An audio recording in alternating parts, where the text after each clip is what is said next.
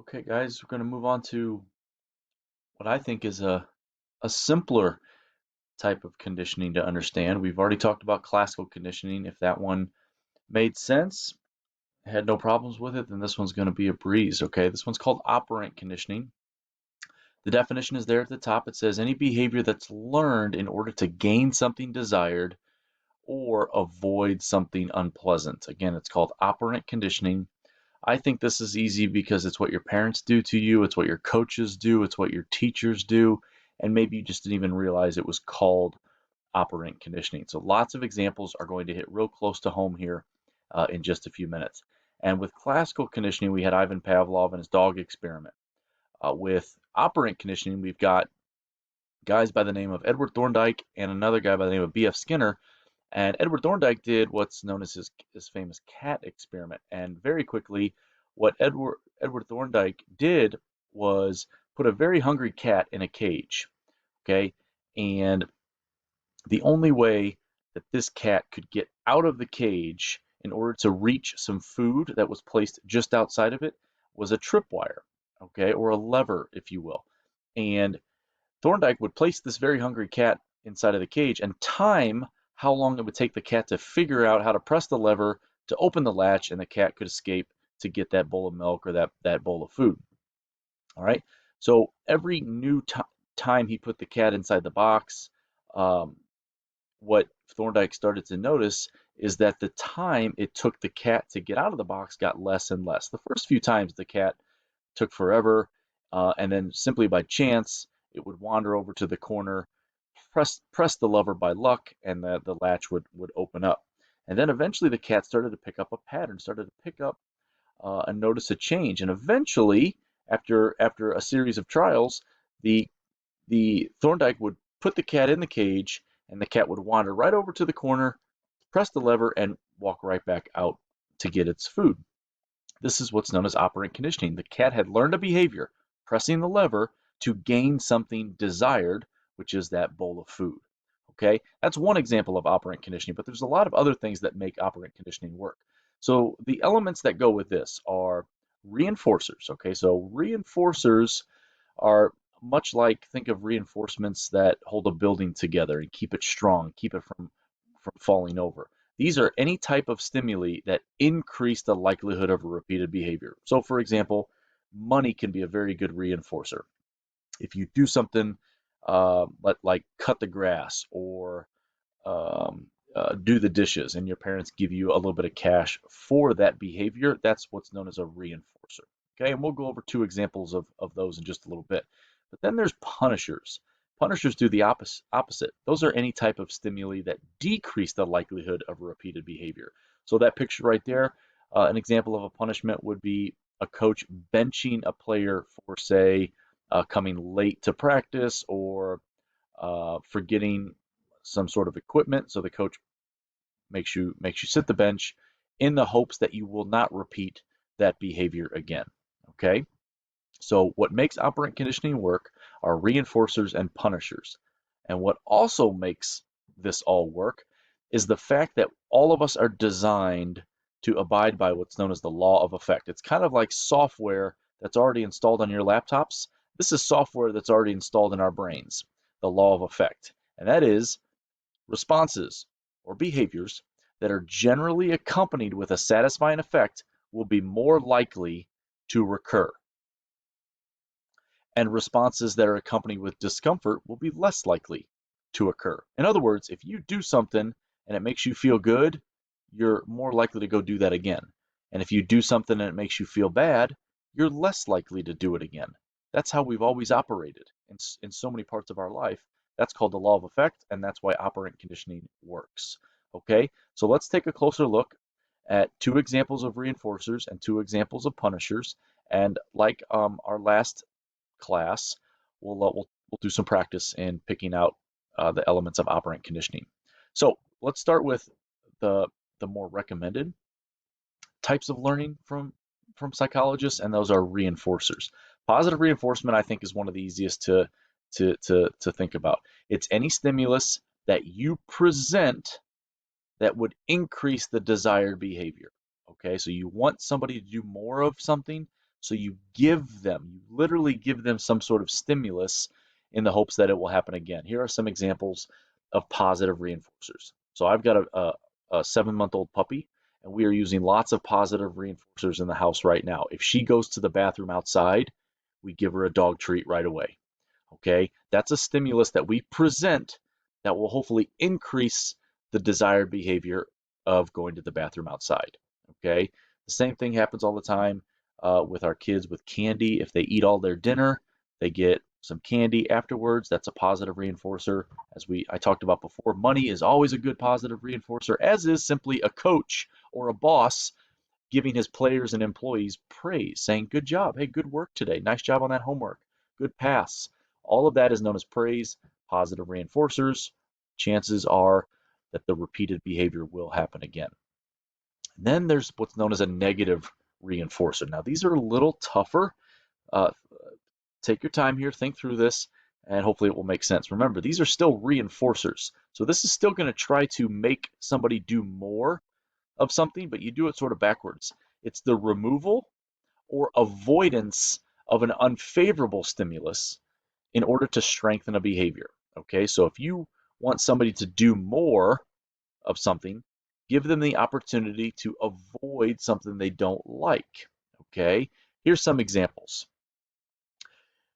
Studying hard to avoid chores. Okay, let's say you bring home a good report card. Your parents say, you know what? You've been doing a really good job in school lately. Keep these grades up. If you keep these grades up, all right, you won't have to do chores. That can be negative reinforcing. Okay, so you're going to continue to work hard to avoid doing chores. Here's a better example. I use this a lot with my players. I say, fellas, all right, no sprints at the end of practice if you work hard in this drill. It's a very negatively reinforcing statement. My players often work very hard in that drill when I tell them that, because they go, "Oh my gosh, hey boys, let's work hard in this drill so that we can avoid the negative stimulus of sprints." Okay? And one final example that I use in my life are my bills that I have to pay. Bills can be negatively reinforcing because every bill can come with a late fee. If I don't pay my bills on time, I get charged a late fee. If I don't pay my mortgage on time at the beginning of every month, that's my house payment, they can slap me with a $100 late fee. So I am sure, darn sure, to pay my bills on time to avoid the negative stimulus of a late fee. That's a negative reinforcer. So these billing companies, these mortgage companies, cell phone companies, they have us all negatively reinforced. And for the most part, it works. All right. All right. Now, the opposite. If we want to decrease a behavior, if we want to stop someone or something from doing more, we can punish.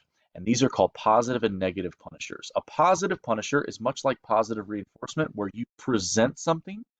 It's any stimulus that you actually give, but you want to decrease the behavior. So these come in a lot harsher forms. Sadly but true is physical abuse.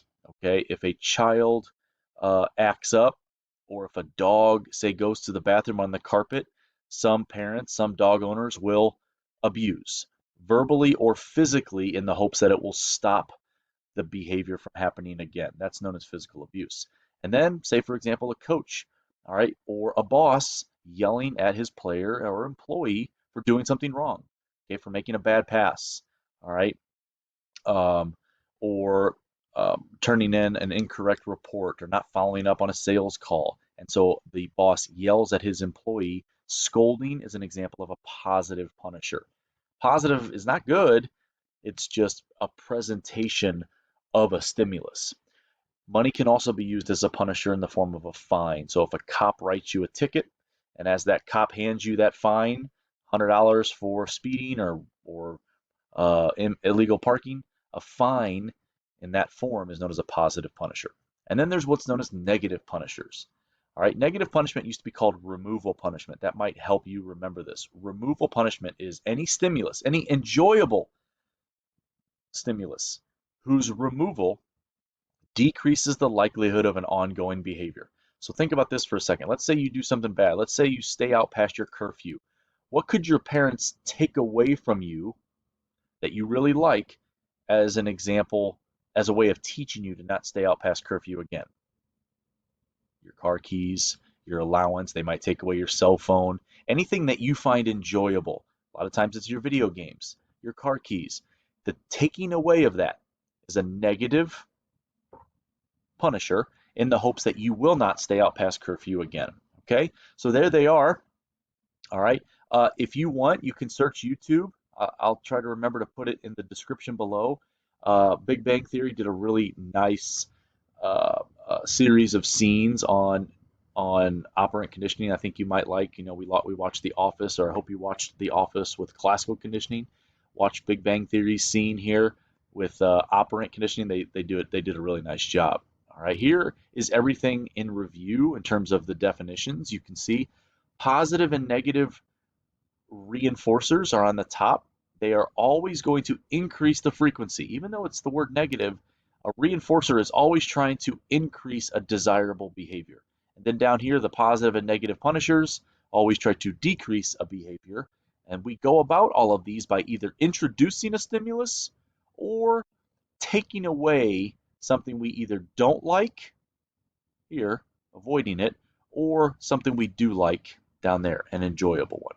Okay? All right, like last time, let's see how well you can do at some of these examples. A football coach yells at one of his players for running the wrong route.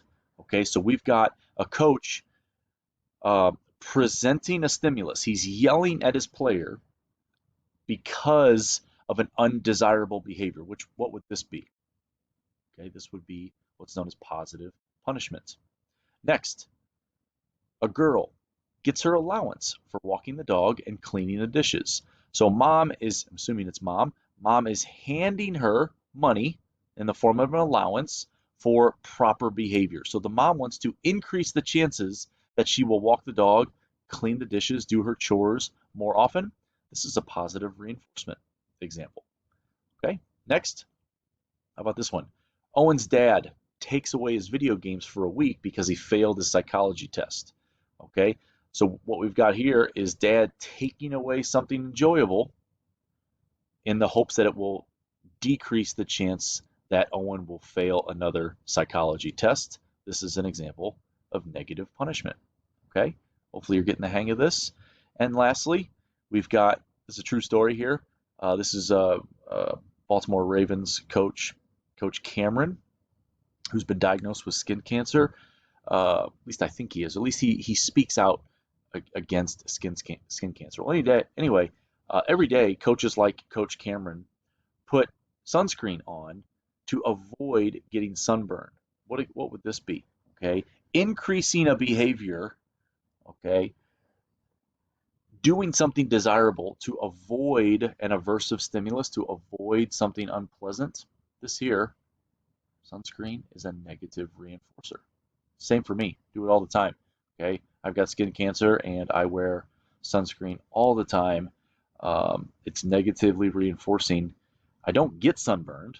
Okay, if I got sunburned, that would be a punisher. Okay, but if I put sunscreen on even before I go outside as a negative reinforcer to avoid the possibility of getting sunburned. That's something that I have grown to learn, all right, over the years. Hopefully you guys will too. There they are. All right, I'm gonna give you guys a chance to do a little bit of practice on your own, like before. If you want to contact me, by all means, email me or contact me via Microsoft Teams, and I'll help you through these because I certainly don't want you to miss them. I think they're easier than before, than classical conditioning, but you never know. Everybody's different. Give them a try. Rewind this presentation, especially this right here. These examples might help as with this summary slide right here. Okay, it's all right there for you guys to reference as many times as you want. All right, thanks again for listening. Good luck with the assignment, and talk to you soon.